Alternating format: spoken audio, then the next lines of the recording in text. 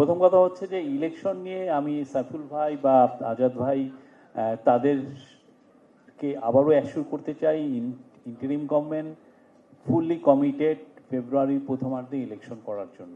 Election হবে, এখানে আমরা বারবার একই মেসেজ বারবার দিচ্ছি। এখানে পুরো ক্যাবিনেট, পুরো উপদেষ্টা পরিষদ, চিফ অ্যাডভাইজার সবাই এইটার জন্য আমি বলবো যে রাত দিন কাজ করছেন। ইলেকশন ঠিক টাইমে একদম ফেব্রুয়ারির প্রথমার্ধে হবে। এখন অনেকে বলছেন যে হ্যাঁ জুলাই চার্টার নিয়ে তো অনিশ্চয়তা আছে।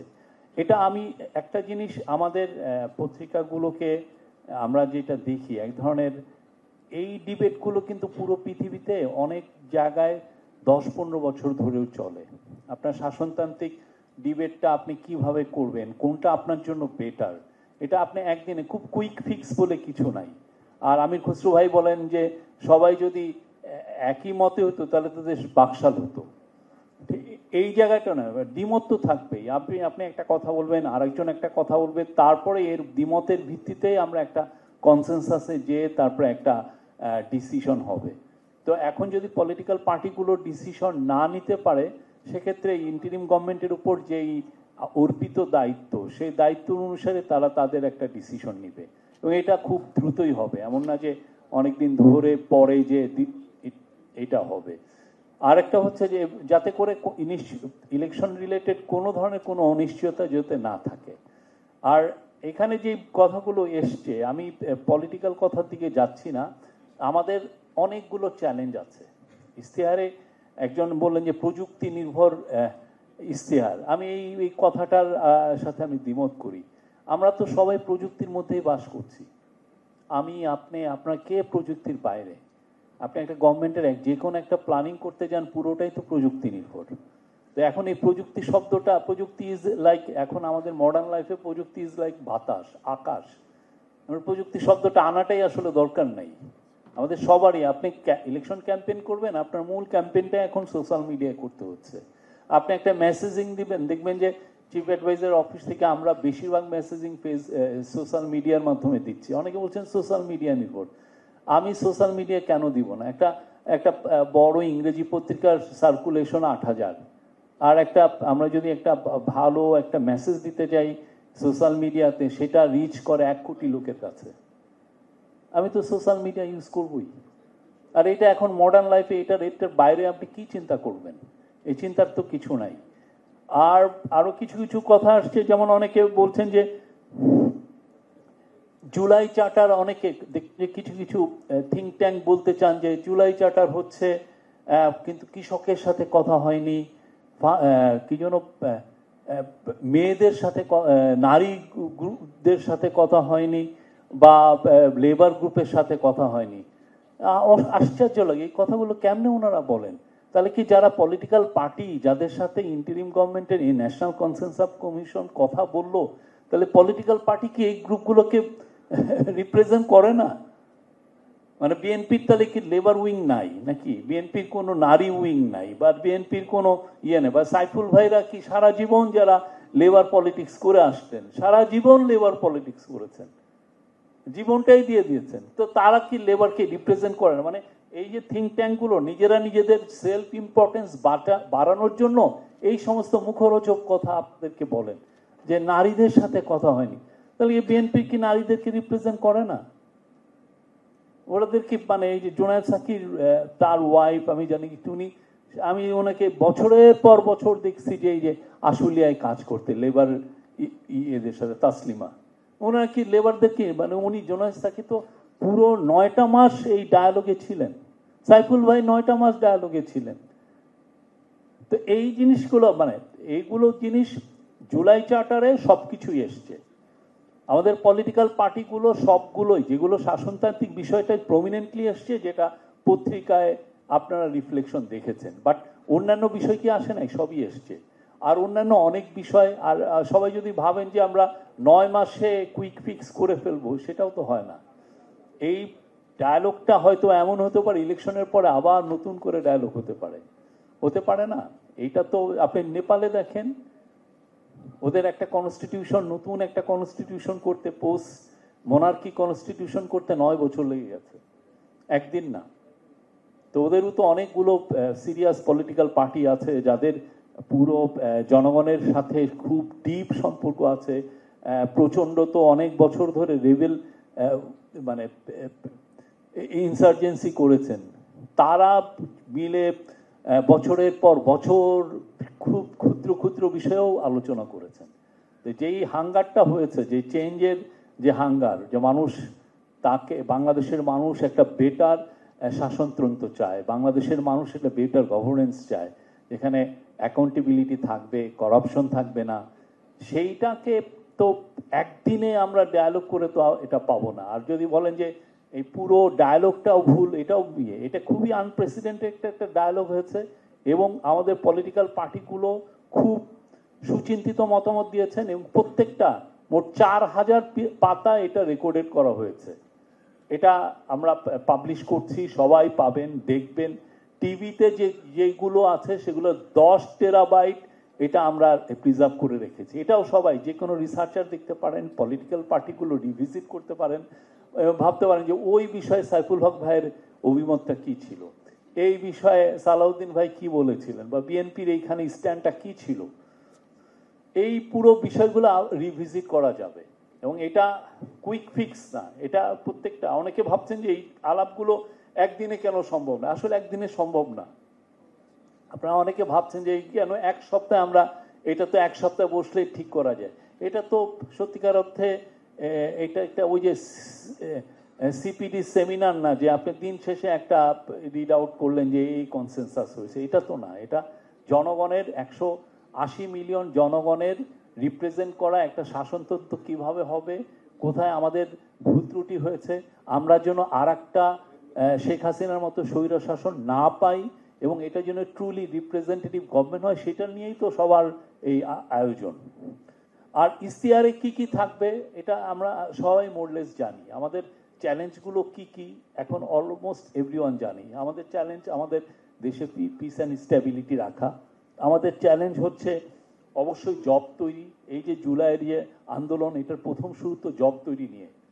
এই যে জব, লাখ লাখ মিলিয়ন্স থেকে মিলিয়ন্স জব তৈরি করতে হবে এবং এমন সময় আপনার জবটা তৈরি হবে যেখানে আগ্রাসী এআই টেকনোলজি আসছে, যেটা আপনাকে আপনার জবকে কেড়ে নেওয়ার জন্য। এমন সব এআই টেকনোলজি আছে, আপনি এখন পিআর এজেন্সির কাছে যাওয়া লাগবে না। পুরো পিআর এজেন্সি এখন রিডান্ডেন্ট হয়ে যাচ্ছে এই যে এআই টেকনোলজির কাছে।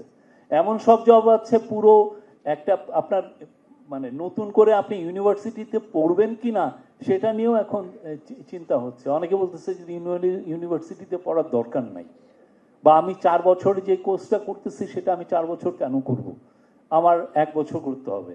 ফলে জব তো তৈরি করতে হবে এবং অ্যাট দ্য সেম টাইম জবকে প্রোটেক্ট, আপনার জব যে চলে যাচ্ছে ম্যাসিভ এআই বা অটোমেশনের কারণে, সেটাকে কিভাবে আপনার প্রোটেকশন, কি যে বড় রকমের, কি যে বিশাল চ্যালেঞ্জ আমাদের সামনে, এটা কল্পনা করা যায় না।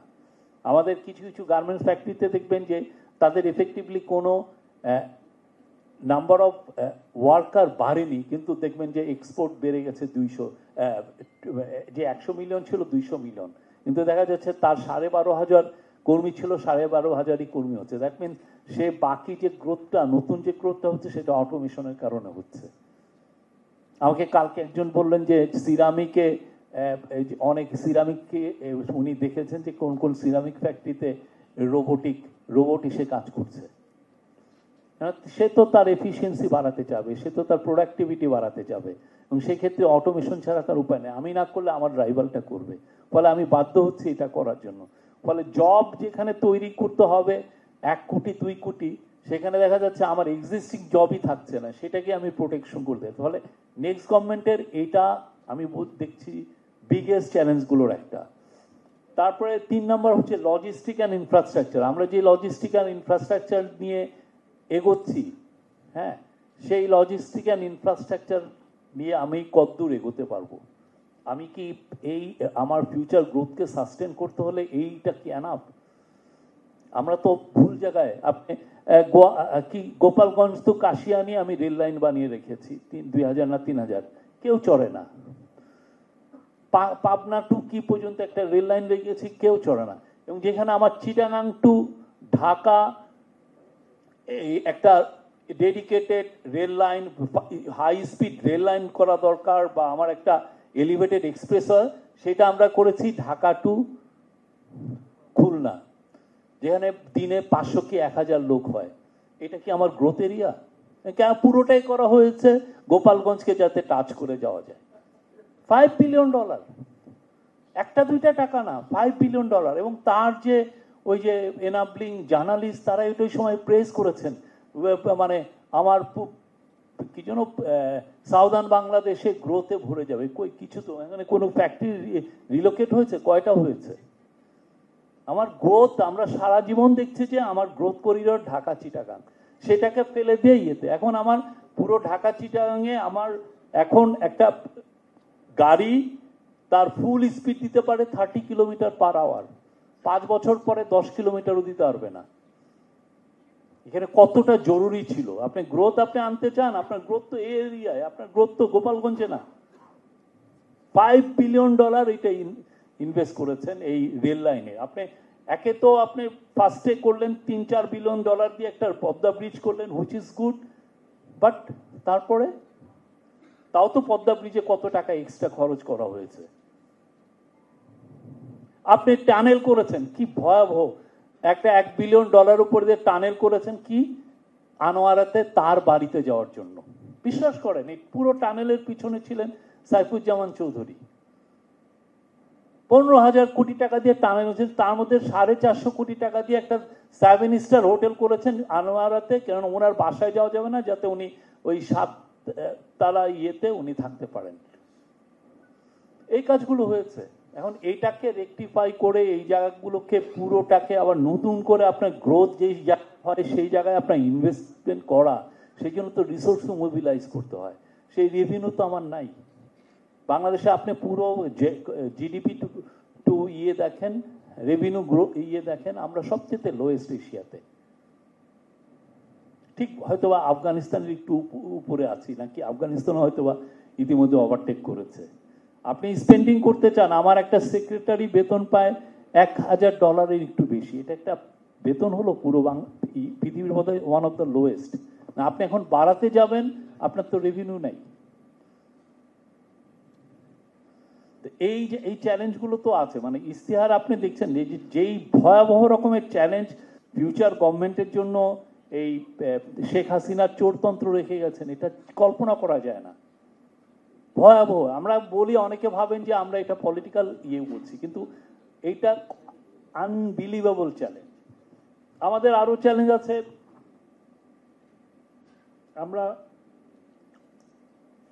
একটা ফ্র্যাকচার্ড পলিটিক্যাল একটা আমরা এমন কোন পলিটিক্যাল সেটেলমেন্ট করা যাতে আমাদের যেই গ্রুপই থাকুক না কেন, সে এক্সট্রিম রাইট হোক আর এক্সট্রিম লেফট হোক, যেই হোক, সেই জন্য ডেমোক্রেসির প্রতি ফেথফুল থাকে।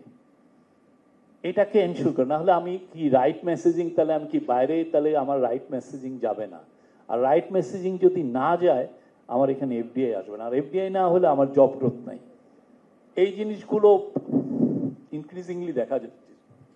এই জায়গাটা আমার মনে হয় পলিটিক্যাল পার্টি। আর লাস্ট হচ্ছে আমি বলবো যে শেখ হাসিনা বা আওয়ামী লীগের বিষয়ে সবার একটা স্পষ্ট বলতে হবে আমরা কি চাই। কারণ আজকেও আপনি দেখবেন যে সে বলছে যে যারা জুলাইয়ের আন্দোলন করেছেন সবাই টেরোরিস্ট। কি ভয়, সাইফুল ভাই উনি জুলাই আন্দোলনে ছিলেন, উনি টেরোরিস্ট। হাসান মাহমুদ ভাই, আমির খসরু ভাই লাস্ট মোমেন্ট পর্যন্ত আন্দোলনে ছিলেন, ওনাকে অ্যারেস্ট করা হয়েছে, ওনারকে বলা হচ্ছে টেরোরিস্ট। আমরা যারা লেখালেখি করেছি আমরা সবাই টেরোরিস্ট। আপনি চিন্তা করেন, মানে উনি সেই এনায়েতুল্লাহ খান 1974 সালে লিখেছিলেন যে 65 মিলিয়ন কোলাবোরেটরস, 6,50,00,000 লোককে শেখ মুজিব কোলাবোরেটর, আর এখন তার মেয়ে 180 মিলিয়নকে বলতেছে টেরোরিস্ট। 18 কোটি লোককে উনি টেরোরিস্ট বলে উনি ক্ষমতায় আসতে চাচ্ছেন। কি ভয়াবহ। উনি ওইটা বলতে, মানে আপনি টেরোরিস্ট শব্দটা বলাটা ইজি, কিন্তু টেরোরিস্ট মানে কি? আপনি যখন একজন লোককে আপনি টেরোরিস্ট বলেন, তাকে আপনি হত্যাযোগ্য করছেন। আর উনি চান 180 মিলিয়ন লোককে হত্যা করে উনি ক্ষমতায় আসবেন। না না, উনি আজকে আপনি উইয়নে জি নিউজের ওদের ইন্টারন্যাশনাল ওইখানে একটা ইন্টারভিউ দিয়েছেন, এইখানে উনি বলছেন যে এরা সব টেরোরিস্ট। এই বিষয়ে আমার মনে হয় পলিটিক্যাল পার্টিগুলো শক্ত একটা অবস্থান নিতে হবে, কেননা এটা আমাদের জন্য এক্সিস্টেন্সিয়াল থ্রেট। এই জায়গাটা কেউ আর আমার মনে হয় আমরা সবাই আমি গতকালকে নেত্রকোনা, ময়মনসিংহ ঘুরলাম, পুরোটা ইলেকশনের জোয়ার সব জায়গায় এসছে এবং নিশ্চিত থাকেন যে একটা সুন্দর ইলেকশন বাংলাদেশে আসছে। Thank you.